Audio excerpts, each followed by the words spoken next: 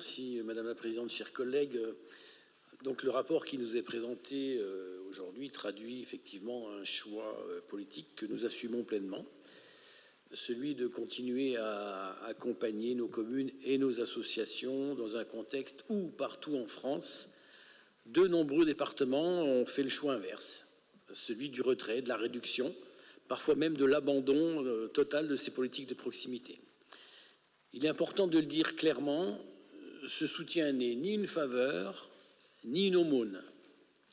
Il répond à un besoin pour l'ensemble de nos territoires et tout particulièrement pour les communes les plus fragiles, celles qui disposent de marges financières très limitées, mais qui portent pourtant des projets utiles à la vie locale, à la cohésion et au lien social. Nous savons toutes ici que parfois 5 000 € accordés à une commune, ce n'est pas un détail.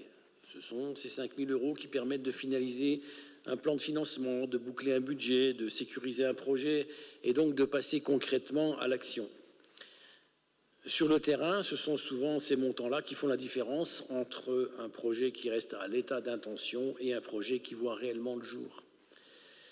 Je veux le dire avec force, en tant que délégué du territoire de Longwy, cette réalité y est particulièrement tangible.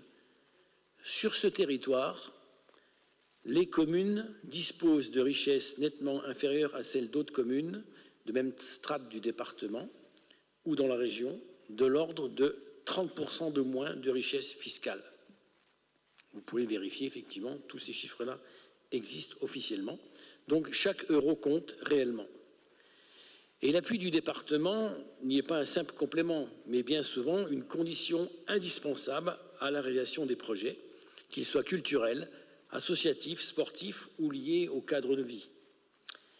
À travers ce dispositif d'appui au territoire, le département fait le choix d'une solidarité territoriale concrète, loin des discours abstraits. Il affirme que l'égalité entre les territoires ne se proclame pas, mais qu'elle se construit patiemment, projet par projet, commune par commune, au plus près des réalités locales. Pour toutes ces raisons, le groupe Front de Gauche et Républicain votera bien évidemment en faveur de ce rapport, parce qu'il est juste, parce qu'il est utile et parce qu'il correspond pleinement à notre conception du rôle du département, un partenaire engagé aux côtés des territoires et non un simple guichet ou un observateur distant. Alors bien sûr, et j'ai entendu ce que vient de dire Christopher, on aimerait pouvoir faire plus, apporter un soutien de cofinancement supplémentaire à ce que nous faisons déjà. Mais je le rappelle à nos collègues de l'opposition, si nous, majorité, nous revendiquons la redistribution de la richesse exportée au Grand-Duché de Luxembourg, tant par les salariés français qui y travaillent, que par les sociétés petites ou grandes, voire les banques qui ont implanté leurs sièges sociaux de l'autre côté de la frontière, ça n'est pas pour rien. Bien des problèmes seraient levés, comme peuvent en bénéficier nos collègues de l'Ain et de la Haute-Savoie. Et à l'instar d'une femme politique britannique, ça va peut-être vous faire plaisir, Margaret Thatcher, grande libérale devant l'éternel,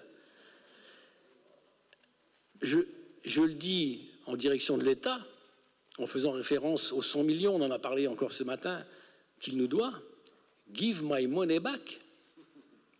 Rendez-nous notre monnaie, notre argent. Voilà, je voudrais simplement enfin conclure en adressant au nom de notre groupe des remerciements sincères aux agents du département, au siège comme dans les territoires, pour le travail considérable qu'ils accomplissent au quotidien pour faire vivre cette politique publique et gérer les centaines de dossiers, notamment de la vie associative, qu'il faut gérer au quotidien. Donc je demande à Monsieur le Directeur général des services de bien vouloir leur transmettre notre reconnaissance et nos félicitations, et remercier aussi notre camarade président André Corzani, vice-président en charge de cette belle politique publique, pour son engagement constant, ça me fait râler Michel, et la cohérence de l'action menée, mais peu importe. Voilà, Madame la Présidente, j'ai dit.